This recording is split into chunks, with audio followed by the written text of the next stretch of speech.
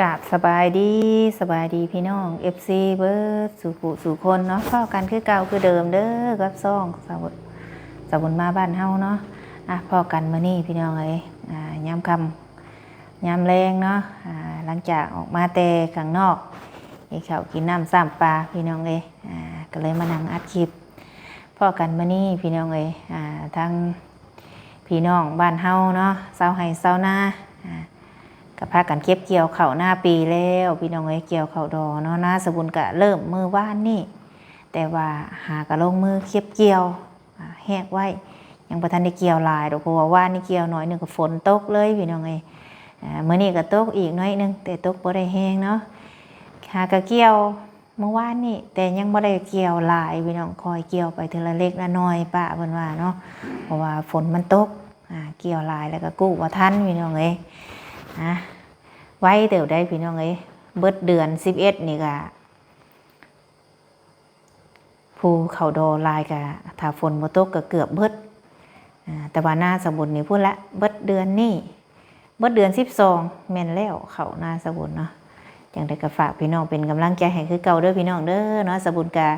อีกจักมื้อก่อนสิพาพี่พาน้องไปเลาะเบิ่งบรรยากาศอยู่ทงไร่ทงนาเนาะสบุญไปตอนนั้นน่ะเขาดอเพิ่นหากะทอดตัวที่ว่า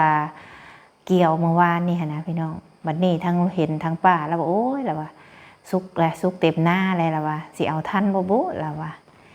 จังได๋กะอีกจังมื้อก่อนสบุญสิพาพี่พาน้องไปเลาะเบิ่งเขาเบิ่งน้ำเนาะป้าว่างามอยู่ว่าสันเสียซองให้แหละพี่น้องไอ้หญ้าหลาย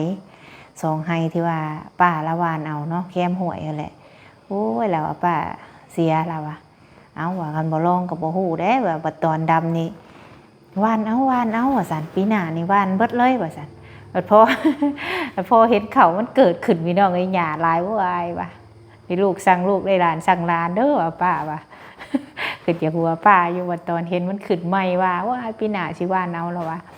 เพราะว่าเฮาวานนะเฮาบ่ได้ฉีดยานะพี่น้องเอ้ยเฮาบ่ได้ฉีดยาฆ่าหญ้าเขามันก็เลย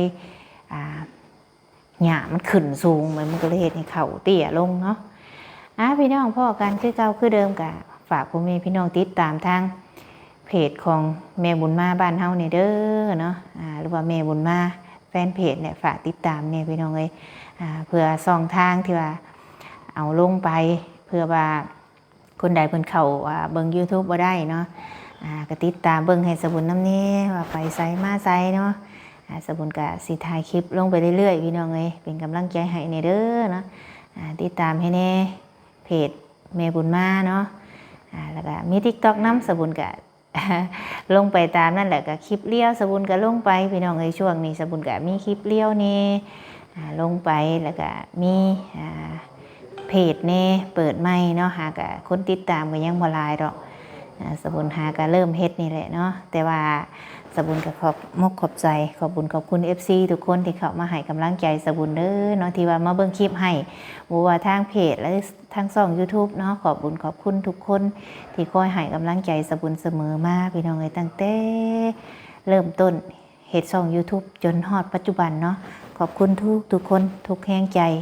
ที่ให้สบุญมาโดยตลอดที่ให้กำลังใจบ่ว่า FC อยู่ใกล้หรืออยู่ไกลเนาะเพิ่นก็ให้กำลังใจสบุญเสมอมาสบุญก็ดีใจพี่น้องเอ้ยที่ว่ามีผู้รักผู้ใหญ่ให้เวียกให้งานสบุญมาเนาะสบุญก็พูดแหละพี่น้องวิทย์ออกพรรษาเนาะก็สิได้ไปอยู่ทางบ้านบึงกลางเฮาก็อยากไปอัปเดตเบิ่งว่าเพิ่นมาเฮ็ดซิมฮอดขั้นใดแล้วเนาะอยากไปเบิ่งเพื่อว่าทางผู้ใหญ่เพิ่นโอ้สบุญยังบ่ได้ไปบ่นะสบุญก็สิไปอยู่พี่น้องเอ้ยเนาะจังใดกะมื้อนี้พี่น้องเอ้ยสบุญก็มีทางผู้ใหญ่เพิ่นเนาะว่าเห็นคลิปสบุญไทยออกไปแวะหาทางแม่ตู้หรือว่าหนูหินลูกของท้องใสแหละพี่น้องเอ้ยท้องใสก็คิดฮอดลูกว่าแม่เอ้ยไปแวะหาลูกให้เฮาหน่อยเด้ออยากเห็นลูกว่าซั่นทางสบุญก็เลยแวะเข้าไปพี่น้องเอ้ยแวะเข้าไปก็พอดีพ่อแม่ตู้เมื่อวานนี่พ่อไปพ่อแม่ตู้แล้วพอดีแม่ตู้เพิ่นเลยเว้าเนาะว่าสบุญประท้วงว่าโอ้ผ้าดวงนี่มูลมั่งของท้องใสได้นี่ละว่ามันบอกเขาว่าซั่นสบุญก็เลยว่ามันบ่มีคนฝนเด้เนาะ ท้องใสอยู่ท้องใสฝนสบุญกับว่าจังซี่ฝนหรือว่าให้มันเข้าแหละทั้งเมตุว่าดวงใหญ่นะบ่เห็นว่าซั่นท้องใสรักขายแล้วแต่มันอยู่ผู้เดียวนะว่าช่วงเมียบ่อยู่นะว่าซั่นโอ้ยท้องใสทางผู้ใหญ่เพิ่นได้ยินแนวนี้เพิ่นก็บ่คักใจนะเพิ่นก็อยากให้สบุญนี่โทรหาทั้งท้องใสเบิ่งถามเบิ่งดูว่าแม่นแท้บ่นะแต่สบุญเชื่อเนาะเสื้อบ่ก็เสื้ออยู่สบุญว่าท้องใสบ่ขายเพราะว่าช่วงเมียบ่อยู่นี่ผู้ใหญ่เพิ่นก็ฝากเงินมาให้ท้องใสใช้ตลอดเพิ่นมีฝากให้สบุญบางเทื่อสบุญก็บ่ได้ถ่ายคลิปเพราะว่าผู้ใหญ่เพิ่นก็บอกว่าเอาให้ไปโลดเพราะว่าพ่อบ่ให้ท้องใสขาดมือที่ซื้อข้าวน้ำจ้ามปลาพี่น้องเอ้ยซื้อไปเทื่อละเล็กละน้อยทั้งเทื่อก็ให้ทั้งคลิปแน่ให้บ่ทั้งคลิปแน่เพราะว่าทางผู้รักผู้ใหญ่เพิ่นบอกมาแนวนั้นเนาะสบุญก็เอาให้แล้วก็เราก็ให้แม่เฒ่าซื้อนั่นซื้อนี่แล้วบ่ฮู้แม่เฒ่าว่าเงินผู้ใดให้นะแต่ก็เคยบอกอยู่ท้องใสก็บอกว่าผู้ใหญ่เพิ่นให้มาแต่เวลาเว้าก็บ่ได้ยินท้องใสว่าก็คิดว่าลูกเคยนี่ขายผ้าขายมีดขายของที่ผู้ใหญ่เพิ่นซื้อให้ตามที่สบุญคิดนี่ท้องใสสิบ่ขายเพราะว่าทุกอย่างที่ผู้ใหญ่ซื้อให้ท้องใสนี่มันยังครบเบิดที่สบุญเห็นเนาะแต่ว่าผ้าหลวงนั่นแต่ก่อนก็เคยเห็นอยู่มันสีเฮียน้ำหลังสบุญกับบ่ฮู้นี่สบุญซื้อไปนี่100,000บอกผ้าอีโตใหญ่ๆผ้าดามเล็กเนาะมานี่ทางสบุญก็เลยสิโทรหาเบิ่งทางท้องใสแต่บ่ฮู้ว่าทางท้องใสนี่เฮ็ดหยังอยู่เนาะเพราะว่าเวทนี่ท้องใสแล้วก็สิเป็นคนนิสัยดีตามที่สบุญได้ฮู้แล้วก็สิทักมาหาตลอดแล้วสิทักทายมาสบายดีแม่เนาะมาทางโทรศัพท์แม่เฮ็ดหยังอยู่เกี่ยวข้าวบ่เราสิถามแล้วก็ถึงเฮาสิบ่ได้ถ่ายคลิปบางครั้งก็เฮาโทรมาถ่ายคลิปลางเทื่อโทรก็บ่ได้ถ่ายก็มีพี่น้องถามข่าวแล้วก็โทรมาถามข่าวลูกนี่แหละทาง FC บางคนเพิ่นก็ถามว่าคือบ่ให้ท้องใสเอาลูกไปเลี้ยงนี่นะคือบ่ขอน้ำแม่เฒ่าให้แน่สินะเพิ่นว่าโอ้ยเมื่อยเว้าแล้วพี่น้องเอ้ยเนาะคันว่าสิเอาทางกฎหมายนี่ก็ได้อยู่แต่ทางท้องใสก็ว่าให้เพิ่นเลี้ยงซะถ้าเพิ่นบ่เลี้ยงบ่ไหวเพิ่นส่งคืนให้ทางท้องใสน่ะยินดีต้อนรับเสมอท้องใสก็อยากได้แต่ว่าแม่ตู้นี่บ่ให้เองท้องใสก็เลยบ่อยากเฮ็ดบาปแล้วบ่อยากญาติเอาลูกจากแม่เฒ่าแนวนี้ตามที่ท้องใสบอกสบุญนะเนาะสบุญก็เว้าน้ำเล่าแม่เฒ่าแล้วก็ว่าจังใดก็ย่าอันนี้สบุญขออนุญาตน้ำเนาะตายก็ตายอยู่นี่กินก็กินอยู่นี่กินขี้ก็กินน้ำกันแล้วเว้าแนวนี้นะพี่น้องเอ้ยสบุญก็เลยเบิดคำสิเว้าเนาะอันนี้ก็ขึ้นอยู่กับเราเลี้ยงมาเราหักของเราเฮาสิไปแย่งเอาหรือว่าไปแย่งเอาผู้นี้ไปให้ท้องใสก็ได้อยู่แต่มันก็เราก็หักของเรานะทางท้องใสก็เลยว่าไหวให้เราเลี้ยงบ่ไหวแหละท้องใสก็ยินดีต้อนรับตลอดเราก็บอกว่าถ้าว่ามันใหญ่กว่านี้นะเอาไปกับเราบ่ว่าหยังล่ะว่าเนาะจังใดมื้อนี้เดี๋ยวสาวบุญก็สิลองโทรหาทางท้องใสก่อนเด้อพี่น้องเด้อให้เฮามาฟังนำกันว่าสิถามเบิ่งท้องใสว่าท้องใสขายแท้บ่สาวบุญนี่กับเสื้อท้องใสเต็มร้อยบ่เฮาก็บ่เชื่อแต่ว่าเฮาก็ต้องถามจากปากแล้วเพราะว่าตามสบุญเห็นมานี่ท้องใสบ่ขายนะตามสีสบุญเคยเห็นมานี่เนาะ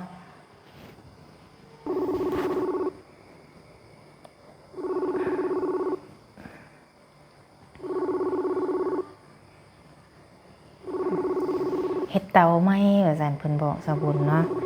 เตานึงเอาพื้นเข้าแล้วเตานี่กำลังตั้งไหมเพิ่นว่าเฮ็ด2เตาว่าซั่นเฮ็ดทานพี่น้องสงสัยแล้วยังบ่สะดวกหรือว่ายังบ่ว่างนั่นแหละฮัลโหลใส่เด้อสบายดีเฮ็ดหยังอยู่เนาะจูเต้าไงดูกันนั่งจูเต้าคำแต่กันยังจืดเตาอยู่บ่ดูปั่นแล้วก็จูบัดนี้ตามไผอันนี้กินข้าวกินน้ำแล้วบ่เลยกินแล้วก็เป็นปั่นเต้าแล้วโรบ่กินข้าวบัดนี้โอ้ข้าวกินน้ำเรียบร้อยกินข้าวกับหยังกับป้าเป็นจังได๋ข้าวเกี่ยวแล้วบ่ยังกำลังเหลืองนิดนึงเลยเขาโอ้แล้วเป็นข้าวเมา อ๋อพอดีเป็นข้าวเมาอืมเลย โอ้ยเนาะฝนตกบ่ทางนั้น ตกอยู่แต่ว่าบ่ค่อยแห้งมันได้ อืมน้ำบกหรือบ่น้ำเซ โดยบกแล้วน้ำเสียนะ อืมโทรถามข่าวนี่แหละว่าเป็นจังไดอยู่ดีมีแห้งบ่ กินข้าวยังไม่วุ่นนะ แม่บ่กินแล้วเห็นอยู่บ่ไปหาลูกสาวหันเบิ่งอยู่บ่ เห็นอยู่เห็นอยู่นั่นตัดผมใหม่อะไปตัดผมใหม่เนาะ ป้าเจ้าหั่นแหละป้าพุดเจ้ามื้อนี้ได้เบิ่งแล้วบ่มื้อนี้เข้าไปเบิ่งแล้วบ่มื้อนี้ก็เข้าไปหาอยู่ได้ถ้าแม่นมื้อนี้ก็ไปหาคือกัน อันพอดีแม่เข้าไปหาทั้งแม่ตู้เนาะมื้อนี้และแม่ตู้แม่ก็จะถามตัวปากเจ้านะถามตัวปากเจ้าแม่ตู้แล้วว่าผ้าอีโต้ใหญ่นั่นมันบ่เห็นแล้วว่าเจ้ารักขายแล้วว่าแม่นบ่ บ่นะลูกเลยลูกให้เป็นห่วงผ่ากันยังนี่ลูกอะ แล้วว่าผ้าก็มันรักขายแหละเราไผสิเชื่อมันล่ะว่าแม่ก็เลยอยากโทรถามเจ้าว่าเอ้ามันแม่นแท้บ่ ผ่าทั้งลูกนี่ลูกหัวก็ยังลูกแต่อยู่บ้านแถวนั้นลูกบ่เคยสิขายยังเลยถ้าในบ้านบ่ได้บ้านนั่นเลยแหละยังบ่เคยขายยังเลยนะลูกเนี่ย ผ้าอีโต้ร่ามเด็กอันแม่ชื่อให้ใหญ่ๆนั่นเพิ่นว่าเจ้ารักขายเพิ่นว่า แต่ขายอะไรตัวผ่าใส่เองเนาะลูกกับแต่เราลืมเมียนแต่ลายละผ่าทุกอย่างในเรือนแล้วมันต้องหัวเราลืมเมียนตลอดแล้วนะ เพิ่นว่า ชุดบ้านนั่นก็ทำมันทุกอย่างนะทำมันทุกอย่างลูกเคยขายว่าแถวบ้านนี่ยังนั่นถ้าเรานุ่งย่างนั่นลูกเคยขายยังเลยแต่มาอยู่บ้านตั้งน้ำมาไปตู่นะ เพราะว่ามันเลยขายมันหิวเพิ่นว่าช่วงเมียมันบ่อยู่เพิ่นน่ะเมียบ่อยู่กับผู้ใหญ่ให้เงินใช้ตลอดแม่ว่าแต่ต้นแรกกันต้นลูกอยู่คือเว้าเนาะมันนี่เราเว้าในคลิปมื้อนี้แล้วต้นลูกอยู่ไปต้นไหนคือเว้ามันเว้ามาจำได้ต้นนี้มาเว้าต้นนี้นะ จักน้ำลาวแล้วก็เลยว่าคือเว้าเนาะจักแล้วเพิ่นสิได้ลูกเขยใหม่แล้วล่ะว่าเพิ่นก็เลยเพิ่นได้ลูกเขยใหม่เด้เพิ่นก็เลยว่าเจ้ารักขายผ้าขายมีดบัดนี้แม่ก็เลยโทรถามเจ้าเบิ่งเหรอลูกกับแต่สิยังมาลูกบ่เคยสิว่ายังขาย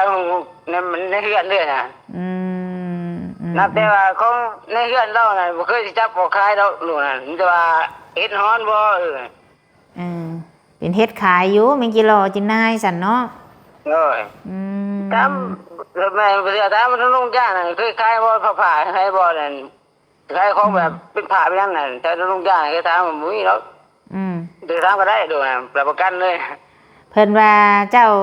โอ้ยแล้วว่ามันราคายแล้วล่ะว่าคอยว่าอ้าวเจ้าเว้าไปสิบ่ถูกได้เจ้าเขาเบิ่งเด้อในคลิปจะแม่ว่าเจ้าเว้าแนวนี้บ่ถูกอย่าเว้าจักเทื่อได้ว่าบ่ให้เว้าบัดนี้ว่ามันบ่ได้รักว่ามันรักช่วงมันเมียมันบ่อยู่หั่นกับผู้ใหญ่ฝากเงินมาให้ใช้ตลอดว่าบ่มันสิไปหิวปานนั้นบ่แม่ก็ว่าสิแล้วลูกก็ไปตอนแม่อยู่ลูกก็ไปหาแนวขายตลอดลูกอ่ะเราจังดอกนั่นเอาดีแล้วเฮาบ่เลยว่าโอ้แม่นบ่ทองใสมันบ่เป็นคนนั้นนะแม่ก็ว่าสิทางอันผู้ใหญ่เพิ่นก็เลยว่าให้โทรถามเจ้าเบิ่งว่ามันแม่นคือแม่ตู้เว้าบ่ล่ะแกผ่าดวงเดียวนั่นสิขายไปได้กี่จะขายว่าบ่ได้ยังสักอย่างในเฮือนน่ะจะรู้ขายว่าจะไปขายแกผ่าดวงเดียวนะจะไปขายเสียงผ้าดวงเดียวติโอ้ยโอ้ยนะเอายาละดอกผู้เฒ่าเว้าไปก็ยาเพิ่นเฮามั่นใจเฮาแล้วก็พอเฮาบ่ได้เฮ็ดเฮาบ่ได้หยังไปโตใหญ่แล้วก็นั่นถ้าตัวอย่างนี้ในเฮือนนั่นต้องมีเองเก็บเมียได้มันต้องว่านอนแล้วก็มาจักว่าไว้เทิงหัวบ่นอนบ่จักติแล้วก็ทิ่มเองแต่ว่าหน้าก็ทิ่มเองก็จกก็ดูตัวลูกว่านี่จกก็ตัวเก่าแล้วยังบ่เห็นเลยนั่นแต่เสื้อมันใส่แล้วนะแล้วว่าแต่เจ้าอันเฮ็ดเฮียติยาแล้วดอกแล้วเสื้อมันเองเนาะจกแล้วเสื้อมัน2ดวงนั่นต้นสันเฮียนกุตรอนนั่นตัวเว้นเดือนตัวเสื้อมันใส่นั่นถามว่าอยู่นะแล้วถามแล้วนะแล้วก็ไปเองเด้ผู้เฒ่าว่าเด็กหน้าเด็กหลังแล้ว บางหน้าก็บ่เห็นโจกว่านี่เนาะ อืมเอายาดอกอย่าไปเครียดไปให้แล้วเด้อแม่ก็ถามเบิ่งอันนี้แม่ถ่ายคลิป เนาะลูกนะ แม่ถ่ายคลิปได้นี่ลืมเว่าชูฟังว่าถ่ายคลิปอยู่อืม ด้วยดูบ่ได้ว่าดอกนี่บ่ได้หายบ่ได้เกลียดดอกแต่ตัวไปเรื่องจริงก็จะเป็นเรื่องจริงเอาไป เพราะว่าเฮาบ่ได้ขายเนาะ เรื่องจริงเนาะ อืมตามภาษาผู้เฒ่าเพิ่นเว้าหั่นแหละของบ่เห็นก็เว้าไป เห็นสิผ่านมาเนี่ยบอกมันแต่ว่าตัวบ่ได้ทำก็ว่าทำนะบ่มันเป็นแต่ว่าบ่ได้แบบว่าจะทิ่มแต่ทางนี้ตลอดเฮาได้ก็ดูเจ้าบ่อยู่ เออหาความผิดให้เด้เขาว่าจะเว้าได้ว่าอืมเพิ่นผัดได้ลูกเขยใหม่เด้ไปเฮ็ดงานสวนบักทุเรียนเด้ บ่ ฝากเงินมาให้กินที่เด้มื้อนั้น อืม ฝากเงินมาให้กินที่ได้เพิ่นเอาผัวบ้านอิหยังบ้านกกตาลบอกเขาเว้ามันอยู่ใกล้ๆนี่แหละบ้านกกตาลนี่ได้ทอง ก็โอ้ยทอดใจแล้วทุกท่านแต่ก็บ่ได้แต่ก็ที่เก่าแน่ คนบ้านกกตาลผัวใหม่เพิ่นนั่นอยู่สวนบักทุเรียนน่ะอันนี้ป้าเจ้าแหละแล้วเว้าป้าพุทธเจ้าไม่เฒ่าก็เว้าพี่น้องเดียวกันอีกซ้ำนะว่าเงาเดียวกันอีกว่าซั่น แล้วตรงนี้แหละ ขอให้เพิ่นโชค ดีละ ขอให้โชคดีเนาะ เลย เจ้าก็ขอให้โชคดีเด้อพบเจอแต่คนดีเด้อทองเด้อ เลย เป็นจังไดได้มีผู้แสดผู้สาวน้ำข่าวละบ่ ก็ไม่คุยโทรศัพท์บ่ได้นี่แหละ เบิ่งคักๆเด้อสิคบไผสิฮักไผก็ให้เบิ่งคักๆเมียก็เคยเอามาแล้วนะเบิ่งซะก่อนอย่าเฝ้าวเห็นคนละเอาเห็นเงาละครบแล้วมันผิดหวังมาแล้วมันสิซ้ำอีกซ้ำห้อยเก่าอีก เลย สิฮักไผสิคบไผก็ถามพ่อถามแม่โอ้ยพ่อแม่ผู้นี้โอเคอยู่บ่พ่อแม่พร้อมแล้วก็โอเค เลย ตามนั่นแหละแม่ก็ได้โทรถามเจ้าซ้ำนี่แหละฉันอยู่ดีไม่แห้งใครดอกมีหยังก็โทรมาเด้อ เพื่อแล้ว บ่มาบ่มันสว่างบัน โอ้บ่ได้ไปแล้วคันไปก็วิทย์ออกพรรษาทั้งนี้ก็มีเด้ช่วงเฮืออยู่สวรรค์นี่ สว่างบ่ แม่ ของดอกไหนกัน เพื่อแล้วฟังเบิ่งวิทย์บุญช่วงเฮือจังสิไปอัปเดตเบิ่งซิมเบิ่งหยังนั่นแหละว่าสร้างเพิ่นได้มาเฮ็ดละบ่จังใดเจ้าได้เข้ามาอยู่บ่ ลูกก็บ่ได้เข้าเลยจะรู้มึงนี่เต้าไปเรียนนะลูกก็ คันได้ ไปหาเงินไปบ่สว่างแล้วเนาะ เงินไปเงินเฮือเสื่องหรือว่าหาเงินแต่งเมียนะ แต่อยู่เนี่ยแต่อยู่คนบ่ได้ค่อยไปบุญไปสิ่งใหญ่เนาะ เบิดแล้วบ่จะฝากให้ร้านหามื้อน่ะเบิดเลย กายเนี่ยแต่ว่าหลายเนาะแต่กายบ่ใส่แต่ว่าไปก็มันก็ของกินกับแพงแน่เลยว่าเนี่ยปั้นทั้งแม่ทั้งหลายเรื่องเงินมาได้มากอ่ะ เบิ่งเด้อระมัดระวังขี่รถขี่ล่างไประวังได้ เลย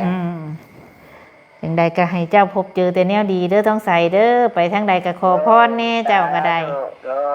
แม่ก็อยากให้เจ้าได้เมียผู้ได้สู้ผู้ดีหั่นแหละบ่อยากให้เป็นคือเก่า เป็นป่าวุ่นเฮ้ยวุ่นเฮ้ยวุ่นแห้งกันเลยอ่ะ เอาจังใดก็ซ้ำนี่เด้อสันเด้อพักผ่อนซะสบายดี FC แน่ สบายดีเด้อFC สบายดี โดยสบายดี เดี๋ยวมื้อหน้าโทรหาใหม่โดยพี่น้องเลยเนาะสบุญก็ได้โทรถามทั้งท้องใสและท้องใสว่าโอ้ยเฮาบ่ได้เฮ็ดดอกแล้วว่าเว้าไป กระบะกระเบาะพี่น้องเอ้ยโอ้เนาะสบุญก็อีตนท้องใสเด้มาเว้าเนี่ยนี่แบบเพิ่นคือสิบ่เชื่อหั่นนะแบบค่อยบ่เชื่อดอกว่าซั่นเฮาก็เลยว่าเอ้าเว้าแบบนี้มันก็บ่ถูกได้พี่น้องเอ้ยเนาะทางเฮาท้องใสบ่ได้เฮ็ดเฮาก็บ่อยากให้คนทุกคนที่เข้าใจผิดผู้เพิ่นว่าคันมันแม่นอะไรก็ใครอยู่คือสงสัยเว้าและอันนี้เว้าไปเนี่ยนี่เนาะเว้าของบ่เห็นเพราะว่าเรารักใครว่าคันเว้าแต่เราอยู่ใครอยู่เราว่าเอาจังใดก็ประมาณนี้แหละพี่น้องเอ้ยถามว่าสมมุติว่าผิดพลาดประการใดก็ขอโทษขออภัยพี่น้อง FC เพิ่นสุขุสุคนเด้อเนาะขอโทษขออภัยหลายๆคันได้เข้ามาเบิ่งแล้วก็อย่าลืมกดไลค์กดแชร์ให้สบุญเด้อเนาะขอบคุณหลายๆที่เข้ามาเบิ่งคลิปให้สบุญแล้วก็บ่ขามโฆษณาเนาะขอบคุณในไลน์สำหรับคลิปนี้ลาภาษาไปก่อนพี่น้องพบกันในคลิปหน้าสำบายดี